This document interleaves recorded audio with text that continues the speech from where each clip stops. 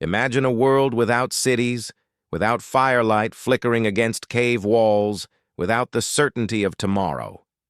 The earth was young, raw, and ruled by forces far beyond human control. Storms swept through endless plains, rivers changed their course overnight, and predators lurked in every shadow. In this unforgiving landscape, survival was not guaranteed. It was earned. But how did the earliest clans of humanity endure? What kept them alive through cold nights, through the cries of hungry predators, through the terrifying uncertainty of a world still being shaped by time itself? Every sunrise marked a new trial. Food was scarce, and shelter was temporary. The smallest mistake, a misplaced step, a forgotten tool, could mean the end. And yet these fragile beings, lacking claws or fangs, began to master their environment. They learned to move with the seasons, to read the signs of the earth and sky. The rhythm of survival became instinct, passed silently from parent to child, generation after generation. The clan was everything. It was safety, strength, and memory. Alone, a human could not hope to last long, but together they formed a living network of protection and purpose. When one hunted, another watched. When danger struck, all responded. The survival of the newborn, weak, helpless, utterly dependent, became the heartbeat of the entire group. Protecting new life was not just an act of compassion, it was a strategy for continuity. And within that fragile circle of warmth and breath, the story of humanity began. A story not of dominance, but of resilience. Every infant born carried the hope of a species fighting to rise above extinction. If you're fascinated by how these ancient survivors built the roots of our humanity, don't forget to like this video and leave a comment sharing what you imagine life was like millions of years ago. Now, let's move deeper into their world and uncover how small clans crafted the strategies that ensured survival, even when the odds were stacked against them. In the vast silence of prehistory, strength was not measured in size or speed. It was measured in strategy. The earliest human clans understood one truth above all. Survival depended not on the individual, but on the group. Against a landscape teeming with danger, small bands of humans learned to move as one organism, thinking, breathing, and acting in perfect coordination. Their numbers were few, often no more than a handful of families, yet this intimacy bred resilience. Each member had a role, and every role carried meaning. The hunters read the patterns of migrating herds, the gatherers memorized the shapes of safe plants and hidden water, and the elders held the knowledge of countless seasons. Together, these fragments formed a living memory of survival. Communication was primitive, but powerful. A glance, a gesture, or a subtle sound conveyed urgency, warning, or comfort. In a world where a single mistake could draw predators or rival clans, this silent language became the thread that held them together. Through these small, precise exchanges, trust was born, a trust so deep that it became instinct. But strategy extended beyond cooperation. Clans adapted their movements to the rhythm of the earth itself. They followed the migrations of prey, settled near rivers during dry seasons, and built temporary shelters from stone and bone when the winds turned cruel. Every decision was deliberate, carved by necessity and experience. The environment was their teacher, harsh, unforgiving, yet vital. Within these fragile alliances, the first sparks of social structure began to form. Leadership emerged not from dominance, but from wisdom and courage. Those who could predict storms, find hidden springs, or soothe a frightened child earned the respect of all. Their leadership was born not of control, but of protection. And so, while the world around them shifted and shattered, these small clans held firm, surviving through unity, memory, and the quiet genius of adaptation. Now, as we look deeper, one question rises. In a world so perilous, how did they guard the weakest among them, the newborns, the fragile hope of their future? From the moment a child took its first breath, the battle for life began. There were no soft cradles, no protective shelters, no guarantees. The first cry of a newborn, so small, so fragile, could draw the attention of a predator or signal weakness to rival clans. Yet that same cry also carried something powerful, the promise of continuity. In prehistoric times, birth was both a miracle and a risk. Mothers faced it with instinct as their only guide, often far from safety, hidden among rocks, tall grass, or the protective circle of their kin. The slightest complication could mean death, not only for the mother, but for the entire clan's future. For every life brought into the world, many were lost before their first sunrise. The newborns themselves were defenseless. Their skin was thin against the cold, their senses still learning the rhythm of the world. Without constant warmth, food, and protection, they would not survive a single night. And yet, humanity endured, because the clan adapted. Every member, from the strongest hunter to the oldest elder, became a guardian of the young. The survival of the group was measured in heartbeats too small to defend themselves. Mothers learned to move silently, to cradle their infants in woven leaves or animal hides, masking scent and sound from the beasts that prowled nearby. Fires were kept dim or extinguished entirely during dangerous nights. The rhythm of survival was shaped around the needs of these tiny lives. They dictated when the group traveled, where they rested, and how they hunted. Even the newborn's fragility carried a lesson. It demanded cooperation. Protecting the young required coordination, patience, and empathy. These instincts, born from necessity, would later define what it meant to be human. From every whispered lullaby beneath the stars, from every shared watch through the cold night, a bond was forged, not just between parent and child, but between generations. In the silence of prehistory, each newborn represented more than survival. They were the bridge between what had endured and what was yet to come. Now, as we continue this journey, we'll uncover how maternity and cooperation became the twin pillars that allowed these fragile societies to thrive in a merciless world. In the ancient wilderness, motherhood was never a solitary act. It was a collective effort, a silent pact among those who understood that a single child could shape the destiny of an entire clan. Every birth brought not only new life, but also new responsibility. A shared duty that bound individuals together with threads of instinct, trust, and sacrifice. For early humans, survival demanded cooperation beyond blood.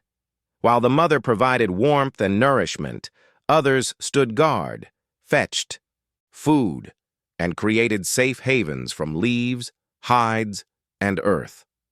The clan became an extension of motherhood itself, a living circle built around protection and care. When predators howled in the distance, it was not just the mother who trembled. The whole group tightened around her, forming a wall of flesh and courage against the night. Such cooperation didn't arise from kindness alone. It was evolution's answer to vulnerability. Alone, a mother burdened with an infant could not hunt or flee quickly. But surrounded by allies, sisters, elders, mates, she gained the strength of many. Shared responsibility became a survival mechanism, transforming individual weakness into collective power. This alliance of care would one day evolve into the foundations of society. Within this system, emotional bonds deepened. The cries of an infant stirred the instincts of every adult, awakening something more profound than fear, a sense of belonging. Mothers nursed not only their own offspring, but sometimes the children of others, ensuring that no young life was left behind. Cooperation wasn't strategy anymore, it became the essence of humanity's endurance. And through countless seasons, this pattern repeated. From hidden caves to open plains, the shared duty of care shaped the rhythm of daily life. It taught early humans to divide labor, to trust and to grieve together when nature claimed one of their own. In their unity, they discovered the first echoes of empathy, the seed of everything human civilization would one day become. Tell us in the comments what you think. Could this deep instinct to protect and nurture be the true origin of our humanity? Next, we'll explore how these clans found and built natural shelters, sanctuaries that kept both mother and child alive in a world of predators and storms. In a world ruled by chaos, finding safety was not just a matter of comfort. It was the difference between life and extinction. Every dawn brought new threats. The chilling wind, the sudden roar of predators, the unpredictable floods that could wash away an entire clan. And so, early humans became wanderers guided by instinct, searching for places where life could cling to the edge of survival. The earth itself became their teacher. They learned to read its shapes, the curve of a valley, the shadow of a cliff, the sound of running water echoing between stones. Over generations, they discovered that nature offered sanctuaries to those who could interpret its signs. Deep caves provided warmth through bitter winters. Dense forests shielded them from the eyes of predators. Rocky outcrops became fortresses where firelight could flicker unseen. Shelter was more than a refuge. It was the heart of the clan's rhythm. Every dwelling, however temporary, was carefully chosen. A good shelter needed more than walls. It demanded access to water, food, and escape routes. The decision to stay or move was made with quiet deliberation, weighing every sound, every scent, every shift in the wind. To choose wrongly meant disaster. Inside these primitive sanctuaries, life began to slow. The clan gathered around the fire, mothers cradled their newborns, and hunters prepared for dawn. The scent of smoke mixed with the rhythm of breathing, a reminder that, for a brief moment, they were safe. Within the flickering light, stories began to form, tales of spirits, animals, and ancestors, early whispers of the human imagination. Over time, these choices shaped evolution itself. The drive to find security forged intelligence and foresight. It forced the clan to plan, to adapt, to anticipate the seasons. Each shelter became a monument to human resilience, proof that even in a hostile world, life could carve out its own corner of peace. And yet, safety was always temporary. No matter how sturdy the cave or thick the forest, danger lingered just beyond the shadows. That constant tension between calm and chaos, between protection and exposure, defined their existence. But when words and sounds began to unite them, a new kind of defense emerged. Their voices became warning systems, their cries turned into strategy. Next, we'll explore how communication and instinct fused into the earliest form of collective intelligence. Long before words existed, there were sounds, raw, instinctive, and filled with meaning. A sharp cry, a low hum, a warning hiss carried through the air, shaping the invisible web that connected each member of a clan. In the primal silence of prehistory, communication was born not from thought, but from survival. Every sound mattered. A rustle in the grass could mean danger. A specific call could signal a safe path or announce food nearby. Mothers whispered soft tones to calm their infants, while hunters developed calls that mimicked the forest itself, blending with the sounds of wind and animals. Over time, these shared signals became a lifeline, a system of understanding that transcended speech. But the instinct to protect ran deeper than sound. It lived in the body, in the way shoulders tensed, eyes darted, or feet shifted when danger neared. One sudden movement from a mother, one flicker of alarm from a hunter, and the entire group would react. This wordless coordination was the essence of their defense, quick, unified, and instinctive.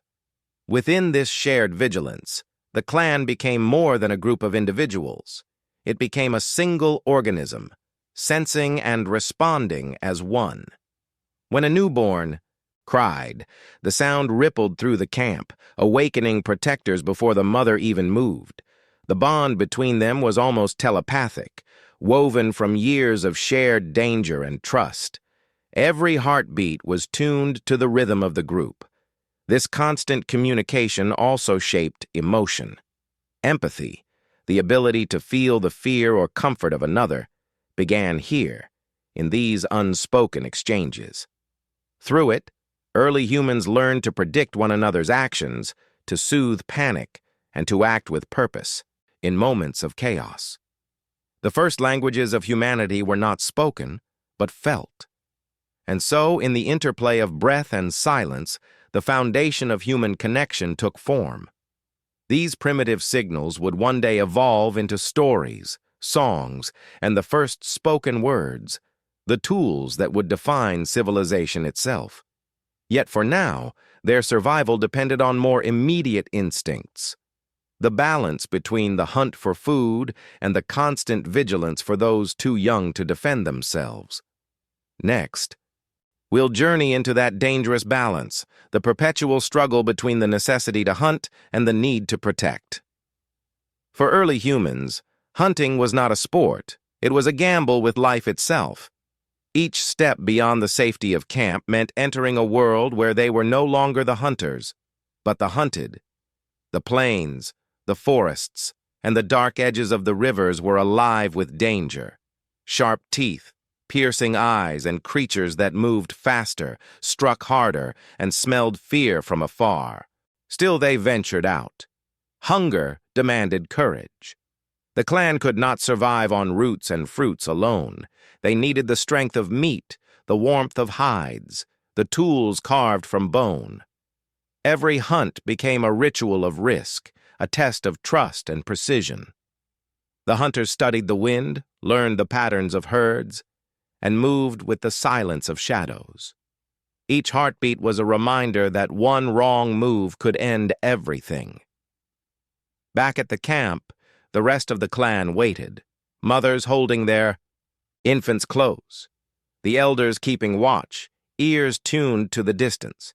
The absence of a returning step, the echo of a sudden cry could turn hope into dread. The newborns, fragile and unaware, depended entirely on the success of those who risked everything for them. Sometimes the hunt returned with bounty. Fire crackled and the scent of cooked meat filled the air, carrying relief through the group. But other nights ended in silence. No footsteps, no voices, only the distant roar of something that had claimed the hunters. Loss was part of life, and grief was shared as deeply as triumph.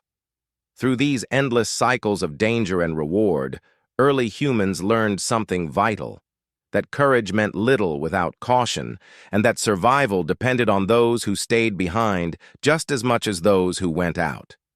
It was balance, between bravery and care, between hunger and protection, that kept the species alive. And within that fragile balance, cooperation deepened. Every success and every loss carved lessons into their memory, shaping instincts that would pass through generations. What do you think? Could it be that our courage to explore, even at great risk, was born in those dangerous hunts? Share your thoughts in the comments.